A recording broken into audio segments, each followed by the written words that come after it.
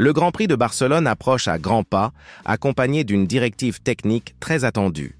Les modifications apportées à la configuration de l'aileron avant pourraient profondément bouleverser l'équilibre des forces entre les écuries et chaque directeur d'équipe a son propre point de vue sur les conséquences de la directive technique numéro 18. La grande question est de savoir si cette mise à jour rendra réellement la lutte pour le titre plus équilibrée jusqu'à la fin de la saison ou si elle tombera rapidement dans l'oubli en coulisses de la Formule 1. Depuis l'ouverture de la saison en Australie, la course de Barcelone est considérée comme un moment charnière, surtout depuis que la Fédération internationale de l'automobile a commencé à scruter de plus près les éléments aérodynamiques.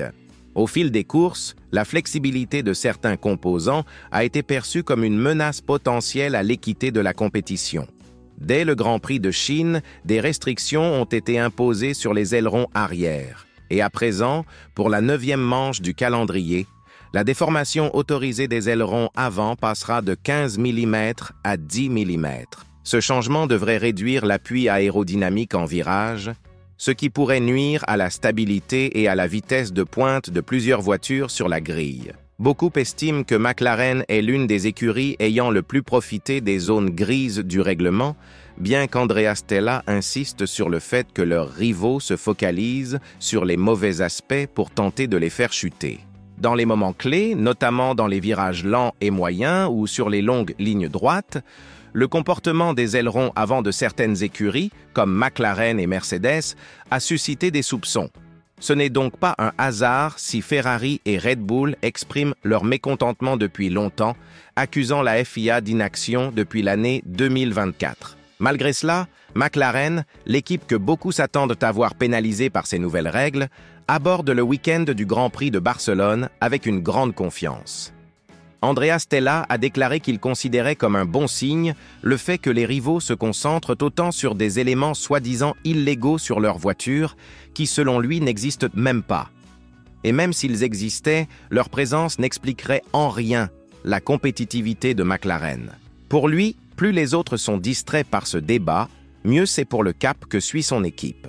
De son côté, Ferrari adopte une approche bien plus prudente concernant la flexibilité aérodynamique. Toto Wolff a récemment suggéré que l'écurie de Maranello pourrait créer la surprise à partir de Barcelone. Ferrari a décidé de reporter les mises à jour initialement prévues pour Imola, les répartissant en plusieurs phases sur les 3 courses consécutives en Italie, à Monaco et désormais à Barcelone. Les nouvelles pièces introduites ce week-end devraient compléter un nouvel aileron avant plus rigide, similaire à ceux que la plupart des écuries utiliseront désormais. Frédéric Vasseur a souligné l'importance stratégique de cette étape, affirmant que Barcelone est coché sur le calendrier interne de toutes les équipes. Avec l'introduction des nouvelles exigences techniques, Ferrari travaille depuis un moment à comprendre les effets potentiels de ces changements, reconnaissant qu'il est encore difficile de prédire leur impact sur chaque monoplace. Le travail d'analyse commencera véritablement lors des essais libres du vendredi. Même si Mercedes n'est plus l'équipe dominante d'autrefois, elle sera aussi affectée par la réduction de la flexibilité de l'aileron avant. Par rapport à ses performances de l'année 2020, les progrès sont clairs, et Toto Wolff estime que Ferrari pourrait tirer parti de son approche conservatrice. Tandis que les autres équipes devront s'adapter, Ferrari pourrait bénéficier de la continuité de sa philosophie technique. Wolff a également observé que Ferrari est probablement l'équipe qui a le plus respecté les limites de flexibilité et que l'impact de cette rigueur pourrait bientôt se révéler. Peut-être que cela ne changera rien, mais la curiosité est réelle. Pour l'instant, le duel pour le titre oppose McLaren à Max Verstappen. Le modèle 39 de McLaren bénéficie actuellement d'un avantage que Red Bull juge préoccupant. L'an dernier, Verstappen a décroché le titre avec la 3e voiture la plus rapide du plateau, un exploit qu'on n'avait pas vu depuis l'ère dorée de Keke Rosberg et Nelson Piquet. Mais cette fois, le défi est encore plus grand. Si la nouvelle directive pénalise McLaren et favorise Red Bull, le modèle 21 pourrait devenir une arme redoutable entre les mains du triple champion. L'objectif de Red Bull est clair, le championnat des pilotes. Verstappen n'a besoin que d'un petit coup de pouce pour défendre son titre et décrocher un 5e sacre consécutif. Christian Horner appelle toutefois à la prudence avant de tirer des conclusions, car l'effet réel des nouvelles règles ne pourra être mesuré qu'en piste. Même si beaucoup pensent que McLaren et Mercedes seront les plus impactés, tout reste à découvrir. Horner a également souligné que leur voiture s'est bien comportée à Imola, un circuit rapide, et qu'ils reviennent maintenant sur des tracés similaires. Le changement de réglementation pourrait être sans effet, ou au contraire impacter tout le plateau de manière homogène ou non. Le vrai mystère est de savoir comment chaque écurie y réagira. Il s'agit d'un ajustement majeur qui aura forcément des conséquences.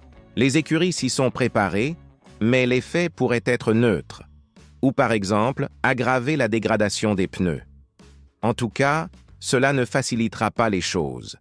Beaucoup de questions trouveront leur réponse dès vendredi, lors des premiers essais avec les nouveaux ailerons.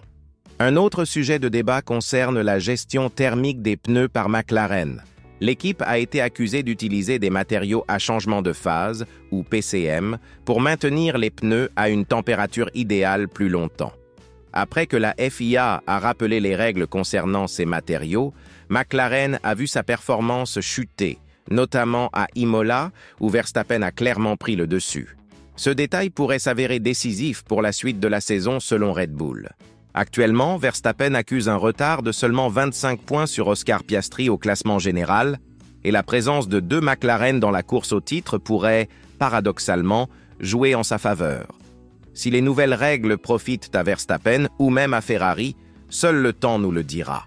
Il ne faut pas oublier que l'équipe italienne a toujours été réputée pour ses bases solides et un fort potentiel. Si la directive technique de Barcelone est aussi déterminante qu'on le pense, McLaren pourrait se retrouver en difficulté et Ferrari pourrait revenir dans la course au titre. Bernie Collins, de Sky Sports F1, a également donné son avis. Ancien ingénieur chez Aston Martin, sa voix est respectée dans le paddock. Elle a rappelé que l'aileron avant est un élément fondamental de l'aérodynamique d'une Formule 1, car c'est le premier à entrer en contact avec l'air et qu'il influence tout le flux d'air sur le reste de la monoplace.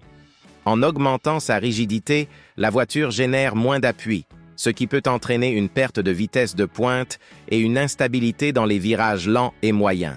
Collins a ajouté qu'il sera possible dès jeudi de savoir quelles équipes ont apporté les changements les plus radicaux à leurs ailerons avant. Les effets de ces modifications pourraient se manifester très vite. Dégradation plus rapide des pneus ou perte de performance en ligne droite. Ces indicateurs seront cruciaux pour identifier quels sont les premiers bénéficiaires ou perdants des nouvelles règles. Face à tous ces scénarios possibles, une question essentielle demeure. La directive technique numéro 18 sera-t-elle capable de bouleverser l'ordre établi du championnat?